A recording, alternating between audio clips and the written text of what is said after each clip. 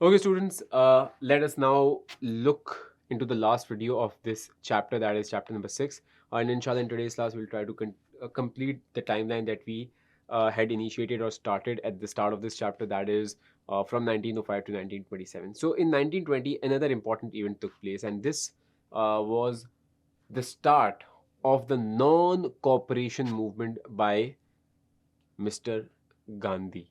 So here we are now introduced to one of the major characters that played a very important part down the line in achieving independence for the people of India, that is Mahatma Gandhi. So in 1920, he started off with an ideology or with a concept that was uh, non-cooperation movement. Now, non-cooperation movement was an ideology, was a concept that believed in non-violence, peaceful protests. सो अभी concept क्या था, इसको आप समझते हैं।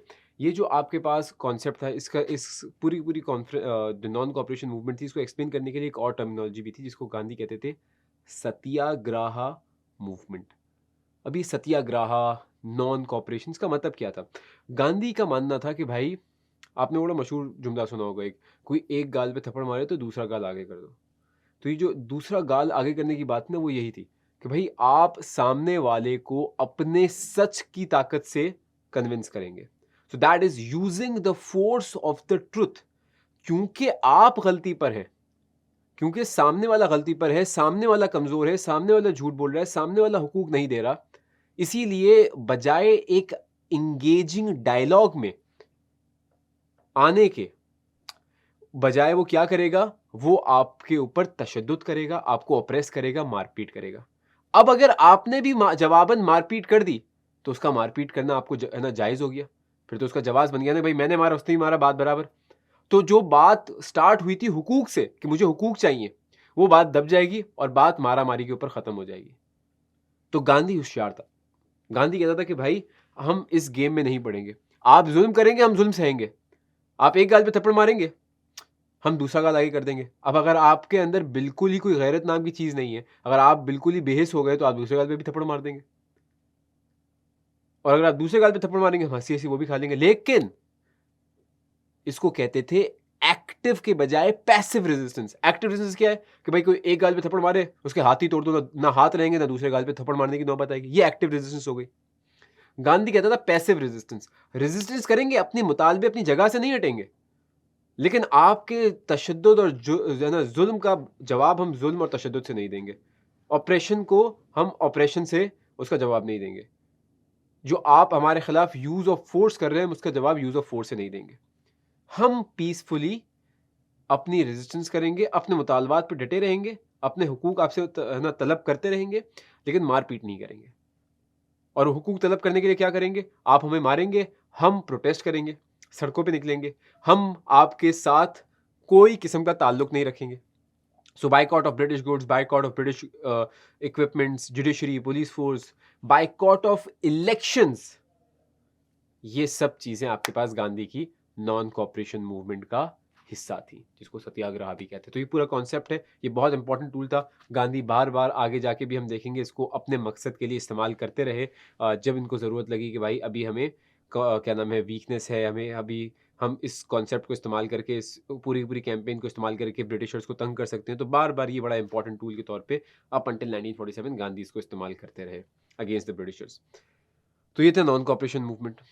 उसके बाद एक और इम्पॉर्टेंट चीज़ क्या हुई, ग्रोथ ऑफ कम्युनलिज्म। आपके पास हिंदूज एंड मुस्लिम्स की कम्युनिटीज के दरमियान डिवाइड पैदा हुआ। अभी आप सोच रहे होगे सर आपने लास्ट टाइम बताया था कि हिंदूज एंड मुस्लिम्स करीब आए हुए थे लखनऊ पैक्ट के बाद। अब देखो जो बात थी ना, वो थी 1922 तक की। 1922 के बाद अभी बीच में एक बड़ा इंपॉर्टेंट पैसेज, एक चैप्टर है जो कि इंशाल्लाह भी हम नेक्स्ट क्लास में स्टार्ट करेंगे, और वो था खिलाफत मूवमेंट का चैप्टर। तो एक कैंपेन स्टार्ट हुई थी जिसमें हिंदूज एंड मुस्लिम्स ने साथ काम किया 1922 तक, जिसको हम कहते हैं खिलाफत मूवमेंट। उसके एंड पे वो अभी कॉन्सेप्ट क्या था, वो किस तरीके से एंड हुई, क्या हुआ, वो इंशाल्लाह भी हम आगे जाके देखेंगे। लेकिन उसके एंड पे क्या हुआ, हिंदूज एंड मुस्लिम्स की जो यूनिटी थी वो खत्म हो गई, और हिंदूज एंड मुस्लिम्स के ताल्लुकात वापस पहले से ज़्यादा बुरे हो गए। और जब वो ताल्लुकात बुरे हुए तो हिंदूज एंड मुस्लिम्स के दोनों कम्युनिटीज़ आपस में दूर जाना स्टार्ट हो गई। साथ साथ हिंदुज़्म के एक ऐसी उन्होंने पॉलिटिकल पार्टीज बनाना स्टार्ट कर दी जो कि सिर्फ हिंदुइज्म को सपोर्ट करती है, जिसकी एक बड़ी एग्जाम्पल आपके पास थी हिंदू महासभा फॉर्म्ड बाय पंडित मोहन मलाविया। जो पंडित मोहन मलाविया की हिंदू महासभा थी, बेसिकली ये आपके पास आर्य समाज, जो एक 1877 में एक पॉलिटिकल पार्टी फॉर्म हो चुकी थी, जो कि हिंदुस्तान एक हिंदू डोमिनेटेड कंट्री बनाना चाहती थी, उसी आइडियोलॉजी पे ये वर्क करती थी।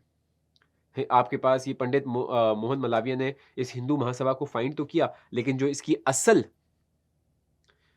असल आपके पास ताकत आई इस पार्टी के पास, जब वीर सावरकर एक बड़े ही आगे जाके इन्फ्लुएंशियल बंदे थे, उन्होंने जब इस पार्टी की क़यादत संभाली, तो ये पार्टी मेन डोमिनेंस पे आई। और ये वीर सावरकर ही वो बंदे थे, just on a side note थोड़ी सी नॉलेज देने के लिए आपको, कि कितनी ज़्यादा एक्सट्रीमिस्ट व्यूज़ के लिए लोग ये पॉलिटिकल पार्टी थी, कि इसी के व्यूज़ से इंस्पायर्ड होकर एक शख्स था जिसका नाम था नथुराम गोडसे। नथुराम गोडसे ये वो शख्स है जिसने गांधी को हलाक किया, गांधी को मारा। तो गांधी को जिसने मारा, वो बंदा जो इंस्पायर्ड हुआ, किसके व्यू से इंस्पायर्ड हुआ? वीर सावरकर के। क्योंकि वो चाहता था कि हिंदुस्तान एक, जिसको नहीं कहते धरती माँ, तो हिंदुस्तान को मानते थे कि धरती माँ है, एक हमारी पूरी की पूरी अखंड भारत, एक यूनाइटेड इंडिया रखना चाहते थे। तो उन्होंने कहा कि गांधी वो बंदा जिसने इंडिया का बंटवारा किया है, तो गांधी को जीने का हक नहीं है। तो इसी के व्यूज से इंस्पायर्ड होके नथुराम गोडसे ने गांधी को मार दिया। ये ऐसी साइड इंफॉर्मेशन थी थोड़े से आपको देने के लिए, कि ये उस जमाने की कैसी पॉलिटिकल पार्टी फॉर्म हुई थी 1923 में। तो बहरहाल इन चीज़ों की वजह से हिंदूज एंड मुस्लिम्स के दरमियान डिवाइड बढ़ता रहा। अब आपके पास साथ साथ हमने देखा कि नॉन कॉपरेशन मूवमेंट भी पार्ट थी। कांग्रेस ने तो इलेक्शंस लड़ने से मना कर दिया था। जब कांग्रेस ने मना किया, तो इसकी वजह से 2-3 और छोटी पॉलिटिकल पार्टीज फॉर्म हुई। एक स्वराज पार्टी फॉर्म हुई, क्योंकि कायदे आजम जो थे गांधी की नॉन कॉपरेशन मूवमेंट से एग्री नहीं करते थे। कायदे आजम मानते थे कि इलेक्शंस लड़ने चाहिए, तो कायदे आजम स्वराज पार्टी का हिस्सा बन गए, जो कि एक और पॉलिटिकल लीडर जिनका नाम था मोतीलाल नेहरू, उनके साथ मिलकर स्वराज पार्टी में कायदे आजम मानते थे कि इलेक्शंस लड़ने चाहिए और ब्रिटिशर्स को हम असेंबली में जाके कन्विंस करें कि वो हमें ज़्यादा राइट्स दें। लेकिन कायदे आजम जब 1921 के इलेक्शन लड़े, कायदे आजम को थोड़े अर्से बाद ही रियलाइज हो गया कि ब्रिटिशर्स की कोई इंटेंशन नहीं है हमें ज़्यादा हुकूक देने की। इसी तरीके से आपके पास एक और पॉलिटिकल पार्टी फॉर्म हुई जिसका नाम था नेशनल लिबरल्स। तो ये छोटी छोटी स्प्लिंटर ग्रुप्स कांग्रेस से, जो जो क्योंकि कांग्रेस ने क्या कहा, हम इलेक्शंस नहीं लड़ेंगे। गांधी की नॉन कॉपरेशन मूवमेंट को फॉलो करते हुए कांग्रेस ने कहा कि हम इलेक्शंस नहीं लड़ेंगे, हम बाइकआउट करेंगे नॉन कॉपरेशन मूवमेंट के तहत। तो जो लोग अब कांग्रेस के अंदर इलेक्शंस लड़ने में इंटरेस्टेड थे, उन्होंने छोटी छोटी अपनी पॉलिटिकल पार्टीज बना दिया। तो कांग्रेस छोड़ के अलग पॉलिटिकल पार्टीज बना ली, छोटे छोटे ग्रुप्स बना लिए, तो इन्होंने इलेक्शंस लड़े। लेकिन क्या नतीजा हुआ कि इनको भी ये बात थोड़ी देर से बाद रियलाइज़ हो गई कि ज़्यादा हुकूक नहीं मिलने। और साथ साथ हमने देखा कि जब हिंदू मुस्लिम यूनिटी खत्म हुई, तो कम्युनलिज्म, आपस में हिंदूज एंड मुस्लिम्स के दरमियान कम्युनल लेवल पे डिवाइड भी बढ़ता रहा। तो ये सारी की सारी चीजें आपके पास देखते हुए 1927 में मिस्टर जिना ने दिल्ली के अंदर एक कॉन्फ्रेंस कॉल की सारी मुस्लिम लीडरशिप की, जिसका पर्पस ये था कि भाई मुस्लिम्स के राइट्स को ऐसे दौर में जहां पे कम्युनिज्म राइज कर रहा है, कैसे प्रोटेक्ट करना है। और इसके लिए कायदे आजम ने 4 पॉइंट सोल्यूशन रखा मुस्लिम की लीडरशिप के सामने, कि इसको अगर हम आज इस कॉन्फ्रेंस में और ब्रिटिशर्स और हिंदू एक्सेप्ट करते हैं, तो फिर हम जो सेपरेट इलेक्टोरेट्स का हमारा मुतालबा है उसको हम लेट गो कर देंगे। तो क्या 4 बातें रखी गई, और उन 4 बातों को एक्सेप्ट करने की बुनियाद पर ब्रिटिशर्स अगर उनको एक्सेप्ट करते हैं, कांग्रेस उनको एक्सेप्ट करती है और ब्रिटिशर्स उसको इंप्लीमेंट करते हैं इंडिया में, तो कहा कि अगर ये 4 बातें जो अभी मैं कह रहा हूं कायदे आज़म ने कहा, वो एक्सेप्ट कर ली, तो हम जो ज्वाइंट इलेक्टोरेट्स हैं उसको एक्सेप्ट कर लेंगे, सेपरेट इलेक्टोरेट्स का मुतालबा गिव अप कर देंगे। वो 4 बातें क्या थी? पहली बात कि मुस्लिम्स को 1/3 रिजर्व सीट्स मिलनी चाहिए। उसके साथ साथ आपके पास मुस्लिम जो सिंध है उसको सेपरेट प्रोविंस बनना चाहिए, उसको पूरा का पूरा प्रोविंशियल स्टेटस देना चाहिए, ठीक है। उसके साथ साथ आपके पास मुस्लिम्स की जो population in Bengal and Punjab है, उसकी मिकदार के हिसाब से मुसलमानों को उधर सीट्स मिलनी चाहिए, क्योंकि पंजाब और बंगाल में मुस्लिम्स की जो पॉपुलेशन थी वो generally half of the population थी। तो बोला उधर हमें 50% सीट्स तकरीबन मिलनी चाहिए, बजाय 1/3 की ज़्यादा सीट्स मिलनी चाहिए उन प्रोविंसेस में। और साथ साथ ये भी कहा कि all the government development works should be extended to the provinces of NWFP and Balochistan. NWFP and Balochistan दोनों मुस्लिम प्रोविंसेस थे। तो इनमें भी कायदे-आज़म चाहते थे कि जिस तरीके से बाकी इंडिया में डेवलपमेंट हो रही है, ऐसा नहीं हो कि बाकी इंडिया के जो जो हिंदू डोमिनेटेड रीजन्स हैं, वहाँ पे जो डेवलपमेंट हो, मुस्लिम जो रीजन्स हैं, वो अनडेवलप्ड रह जाएँ। तो बोला इन दोनों रीजन्स में भी डेवलपमेंट को जो ब्रिटिशर्स कर रहे हैं, उनको एक्सपेंड करना चाहिए। तो इसके साथ होगा क्या? इसकी वजह से मुस्लिम रीजन्स भी डेवलप करेंगे। तो कहा कि अगर ये 4 बातें एक्सेप्ट हो जाती हैं आना, तो मुस्लिम लीग के प्लेटफ़ॉर्म से तो ये बातें एक्सेप्ट हो गई। ब्रिटिशर्स के सामने पुट फॉरवर्ड कर दी कि अगर आप ये 4 बातें एक्सेप्ट कर लेते हैं ब्रिटिशर्स, तो जो मुस्लिम की डिमांड है ऑफ सेपरेट इलेक्टोरेट्स, उसको गिव अप करके जॉइंट इलेक्टोरेट्स पे मुस्लिम एग्री कर जाएँगे।